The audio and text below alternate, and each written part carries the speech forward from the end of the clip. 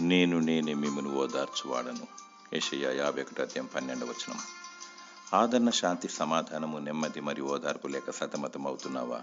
నీ దేవుడు ఒకని తల్లి వారిని ఆదరించినట్లు నేను మిమ్మల్ని ఆదరించునని సెలవిస్తున్నాడు.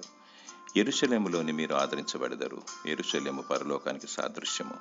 ఈ లోకంలో ఆత్మ విషయమై, నీతి నిమిత్తమై మరియు ప్రభువైన యేసు నామమును బట్టి శ్రమపడినచో పరలోకములో నెమ్మది కలుగును. దుఃఖపడు వారు ధన్యులు, వారు ఓదార్చబడదురు. నిందలను భరిస్తూ, అవమానమును మరియు శ్రమలను సహిస్తూ అంతం వరకు తన సిలువనెత్తుకొని పయనించువాడే పరలోకానికి హక్కుదారుడు.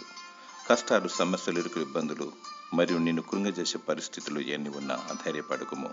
నీ దేవుడు మాట తప్పనివాడు. భక్తి విశ్వాసము కలిగి బుద్ధి గల కన్యకల వలె వధూ గుంపులో ఉండుటకు సిద్ధపడుము. కనురెప్పపాటును ఎత్తబడెదవు. దేవుడు నీకు ధైర్యమును నెమ్మదిని దయచేయునుగాక. ఆమేన్.